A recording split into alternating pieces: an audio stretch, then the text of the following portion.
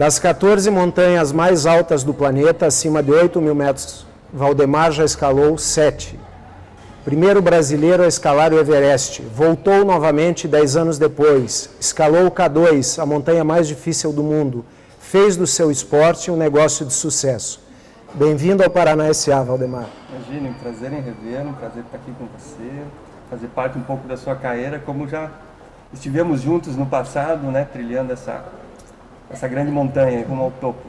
Você acabou de voltar da Patagônia? Acabei de voltar da Patagônia, estou lançando um livro, interrompi um pouco o lançamento do livro para fazer mais uma expedição, queria te deixar aqui um exemplar, do Brasil no topo do mundo. Nossa, fantástico. 3,5 kg de montanhas, a trajetória desde o meu início, né, desde o meu nascimento, na verdade, lá em Foz do Iguaçu, aí a aproximação com a montanha aqui na Serra do Mar, e até hoje. Então, as minhas últimas escaladas que eu fiz em 2014 estão nesse livro, um livro muito completo.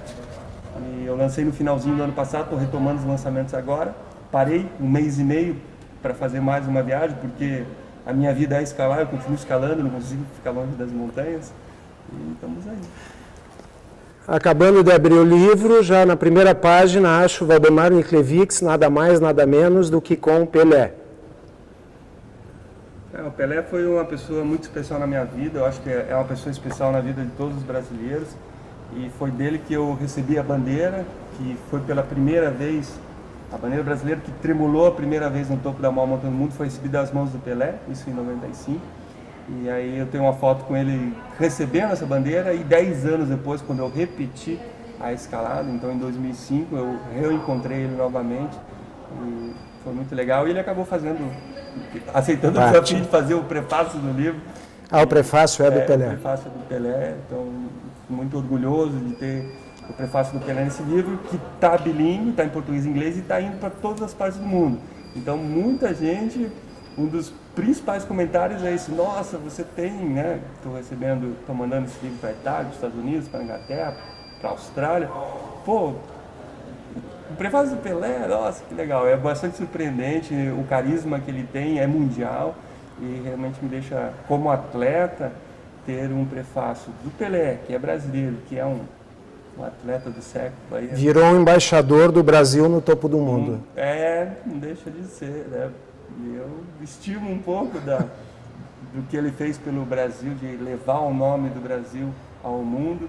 Hoje, pelo menos no mundo das montanhas, eu estou fazendo esse papel, né? E graças a Deus, um trabalho reconhecido pelo esforço, pela qualidade, em termos de alpinismo, até mais fora do Brasil do que aqui no Brasil mesmo, porque infelizmente o esporte no Brasil não é tão apoiado, e muito menos um esporte que não é popular como o alpinismo, né? As pessoas pensam que a gente é louco mesmo, mas não, tem muito planejamento, muita disciplina, tem muito estudo, muita ciência envolvida no alpinismo, mas mais ainda aquela questão da superação, da determinação, porque é difícil, é duro, o sofrimento faz parte da escalada, não é algo que você entra num veículo ou entra num super veleiro multimilionário e sai curtindo a vida. Você curte a vida, curte a natureza, mas tem que pagar uma dose de esforço elevada para ter esse prazer, né? Então não é todo mundo que gosta. Então muita gente acha que nós somos meio masoquistas, mas não somos, né? A gente está apenas disposto a pagar esse preço pesado para ter essa sensação de realização ao chegar à nota de uma grande montanha. Valdemar, eu não tenho dúvida que para lançar um livro com essa editoração, com essa qualidade, foi como escalar uma montanha. É um projeto de quantos anos isso aqui da tua vida? São 7 anos de esforço, muitos amigos envolvidos, inclusive você, o qual eu agradeço, foi um grande incentivador desse trabalho. Vocês não sabem, mas ele tentou viabilizar esse livro. No passado a gente não conseguiu, né? Eu consegui insistir, continuei insistindo, acabei fazendo um projeto pela Lei Rouanet. Felizmente, numa das minhas palestras, eu consegui o patrocínio da XP Investimentos, que foi o patrocinador exclusivo de um livro, que é um livro caro, um livro que está com 420 páginas, um livro que pesa 3,5 kg, um livro que tem 1.320 fotografias. Infelizmente, a produção editorial no Brasil é muito cara, sobrecarregado pelos impostos, que é uma pena. Se o governo fizesse a isenção desses impostos, a gente teria trabalhos, né, culturais, trabalhos que levassem conhecimento ao brasileiro, produzidos numa quantidade muito maior do que são, devido a essa dificuldade, infelizmente. Mas foi isso. Outra dificuldade também, lógico, por toda a minha carreira, são praticamente 30 anos escalando montanhas no mundo inteiro. Eu tenho só de cromos, que são aqueles slides, muita gente não sabe o que é isso hoje em dia com a fotografia digital, mas eu tenho mais de 40 mil cromos, né? E antigamente você era muito seletivo na fotografia. Hoje você dispara a tua máquina fotográfica sem pensar. Teu cartão de memória tem lá 32 GB. Antigamente não, você tinha um rolinho ali com 36 poses e esse rolinho era controlado, cada uma dessas poses feito com muito critério e com muita técnica, né? Você via a exposição, a abertura, a luz, a sensibilidade do filme. Hoje não, hoje a máquina faz tudo isso por você, né? Então selecionar essas fotos foi difícil. O livro ficou com mais de 1.300 fotos, né? No final eu queria que ele tivesse umas 5.000, porque todas as fotos são importantes, né? Então não é um livro que traz as fotos mais bonitas do Valdemar, já que todas as fotos são minhas. É um livro que conta a história do Valdemar através da fotografia. Então nenhuma montanha poderia estar faltando. São mais de 130 montanhas, das principais montanhas do mundo, né?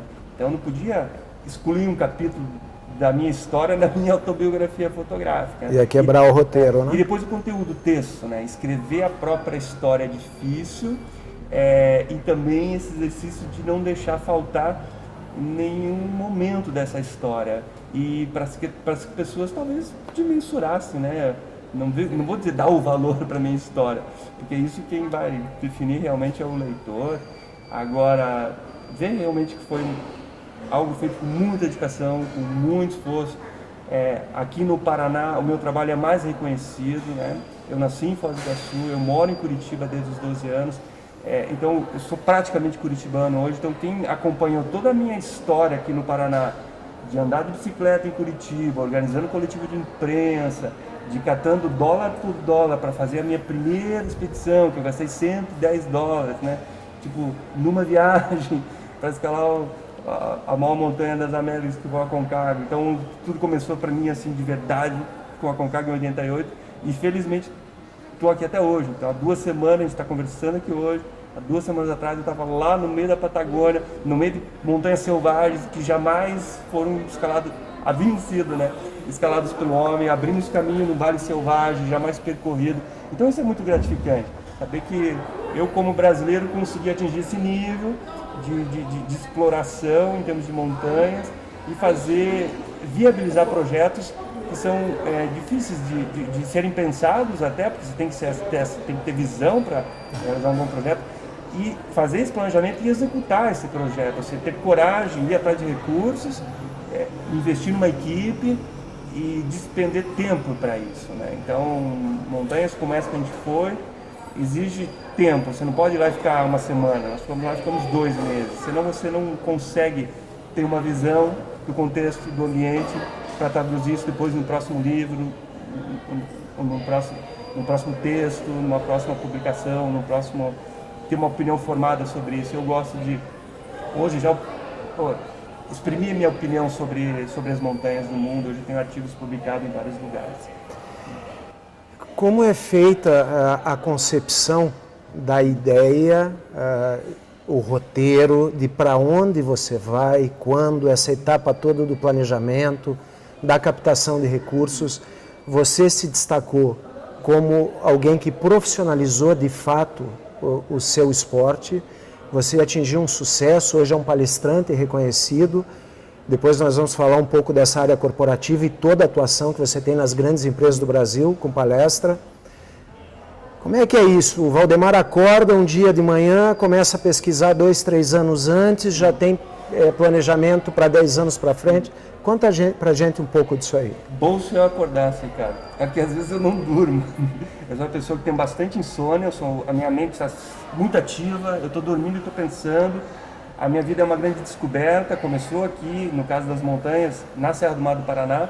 E quanto mais eu descubro, mais eu tenho vontade de descobrir. Eu sou uma pessoa muito curiosa, eu sou um grande estudioso, por um lado um grande autodidata, mas por outro lado não deixo de ter um perfil bastante acadêmico, né? Só que já que eu sou extremamente racional, o meu conhecimento está baseado em fatos. Eu não acredito em duendes, em fantasmas. Muitos místicos esotéricos me procuram porque eu estou muito envolvido na natureza, mas essa não é a minha filosofia de pensamento. Meu pensamento segue uma visão muito empírica, né, do que eu vivi, do que eu quero viver. Então eu vou viajando, eu vou comprando livros, tenho uma biblioteca fartíssima, uma biblioteca riquíssima, vou estudando, chega ao ponto hoje de esgotar, digamos, o que tem na internet, você quer um determinado assunto que não tem conteúdo sobre aquele assunto, e eu percebo isso, e muitas pessoas acham que todo conhecimento hoje está na internet e não está, né? Todo conhecimento hoje continua em livros e continua na natureza. Então, se você não encontra esses livros, que às vezes são raros, infelizmente, porque talvez alguém não tenha ido lá, ou porque alguém não tenha documentado isso, é preciso então ir a campo trazer essa informação, né? E então eu tenho uma lista infinita de projetos, de lugares que eu gostaria de conhecer, de montanhas que eu gostaria de escalar. Eu tento priorizar. No início da minha carreira não foi tão difícil traçar o objetivo, porque a partir do momento que eu escolhi a Aconcagua em 88, começou o desejo de ir para o Everest, que é a maior montanha do mundo. É natural isso na vida de qualquer alpinista.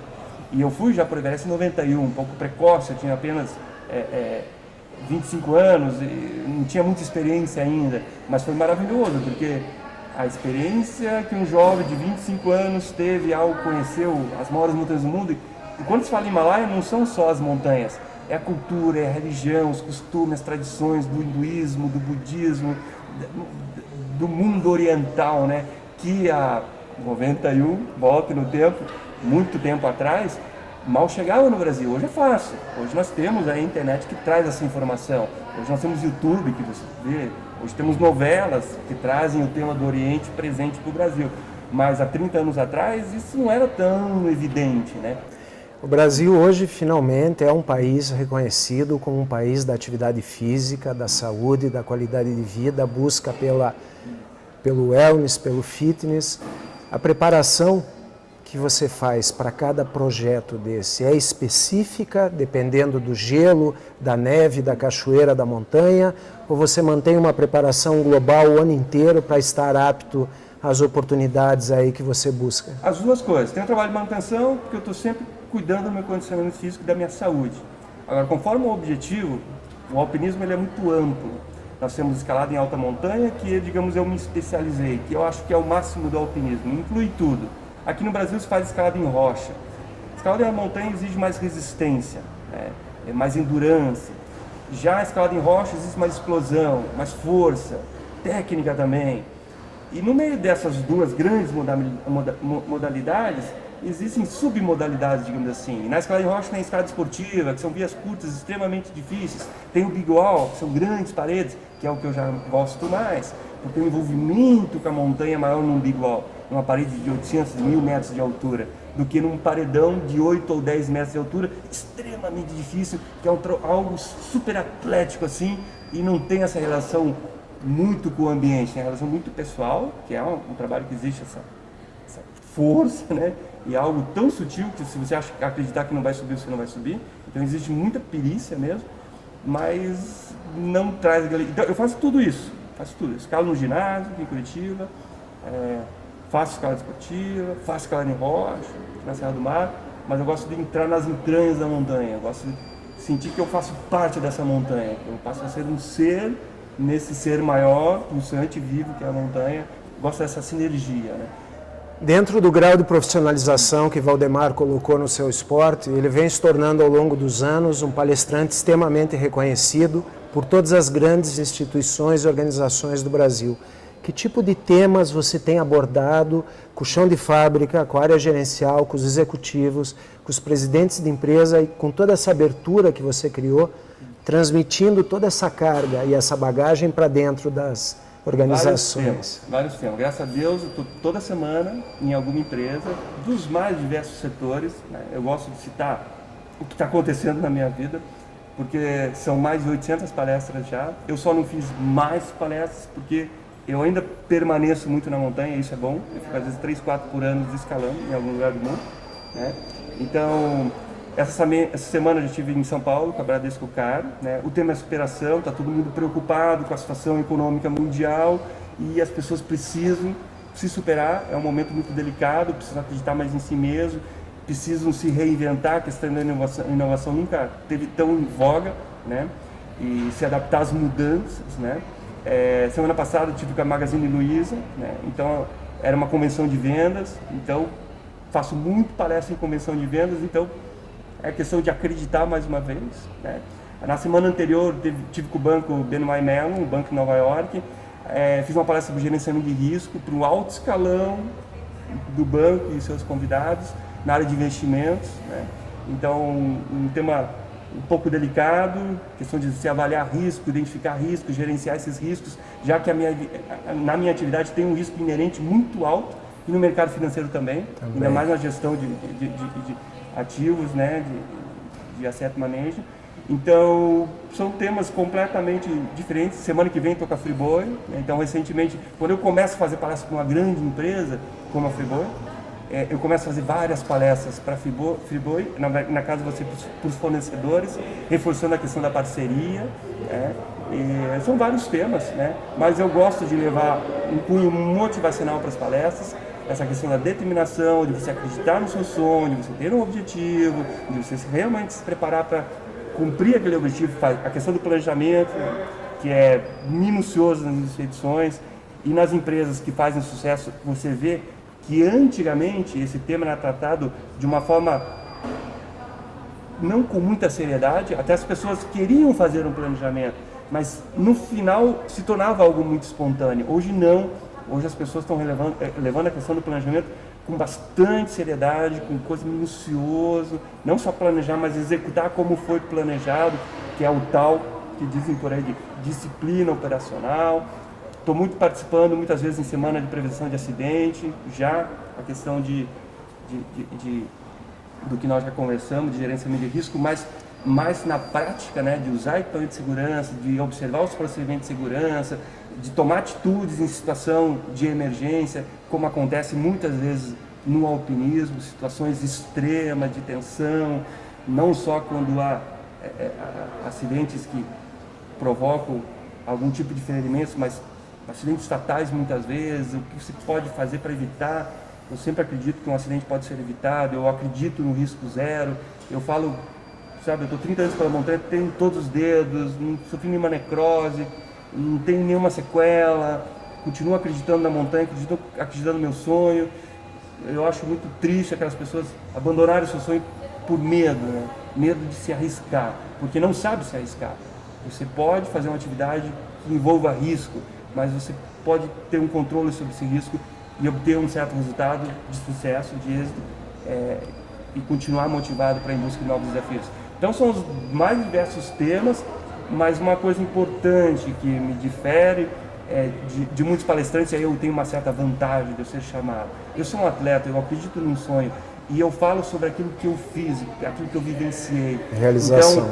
Então, eu não invento histórias muitas vezes ou metáforas, eu falo do que eu vivi, do que eu acredito. Então eu me empolgo mesmo, como eu estou me empolgando falando com você, no palco. Eu quero que as pessoas se mexam e vão em busca do seu sonho. A minha palestra, eu não falo só para ir em busca do sonho profissional, mas do seu sonho pessoal. Se você não está fazendo aquilo que você gosta na sua vida pessoal, é muito difícil que você faça sucesso na sua profissão também. Então tem que conciliar as duas coisas, né? Eu sei que é difícil, mas é um desafio. E eu gosto de pessoas que gostam de desafios. Um foco das empresas muito forte é toda a área de liderança que compreende a organização. Então, assim, os investimentos em palestra e treinamento no Brasil, uma grande parte estão voltados para vendas, né, a ponta final, e liderança, que é a área estratégica que faz com que a operação aconteça ou não. Que tipo de conselho você daria para líderes neste momento no país que tem as suas equipes, que tem que cumprir metas e que precisam chegar aos desafios lá traçados? É o exemplo, é o que todo mundo quer de um líder, o exemplo, que ele deu o exemplo. Exemplo de gestão, exemplo de tomar decisão, exemplo de motivação, de entusiasmo, exemplo de conhecimento, que ele realmente lidere pelo exemplo e não pela imposição da sua rigidez, da sua aristocracia ou daquele poder que lhe foi concedido porque ele poderia ser o chefe, né? Então eu admiro muito, eu já tive na minha carreira, não sou um líder nato talvez, confesso as minhas dificuldades e problemas que eu já tive muitos em gerenciamento de equipe, aprendi muito com esses erros, né? Mas procuro ser o melhor líder, procuro ser o melhor exemplo para a minha equipe hoje. É bem difícil, é bem difícil você fazer essa autoanálise, é bem difícil você perceber em você mesmo os seus defeitos, é bastante difícil. Aí o diálogo é muito importante, de você quebrar aquele medo dos seus liderados e eles façam uma análise de você, para que você se conheça. Porque eu acho que o pior erro para um líder é entrar na frente do espelho e não ver os seus defeitos. Valdemar, antes de encerrar, de novo, o Brasil no Topo do Mundo, lançado agora em outubro de 2014, ainda em distribuição, iniciando a distribuição pelo Brasil. Pela internet, as pessoas conseguem adquirir. O Brasil no topo do mundo.com.br. Compra lá, começou a promoção dos 20 anos. 20 anos da conquista brasileira do Everest, estamos completando agora em maio, dia 14 de maio. Então acho que é um momento muito importante do esporte brasileiro, reconhecer essa conquista, ou seja, que a bandeira do Brasil já esteve no topo da maior montanha do mundo há 20 anos, né? A história, boa parte dessa história de esforço está aí nesse livro, O Brasil no Topo do Mundo, que mostra então não só o meu esforço de levar a bandeira do Brasil para o Everest, mas de levar a bandeira do Brasil no alto de montanha onde ela nunca esteve antes. E esse esforço, se Deus quiser, vai continuar. Valdemar, com certeza o Brasil e mais ainda o Paraná se orgulha de ter um alpinista, explorador e um profissional como você. Obrigado pela tua presença. Eu conversei com Valdemar Niklevics, que fez do seu negócio um esporte e do seu esporte um sucesso. Obrigado pela sua presença e até a próxima.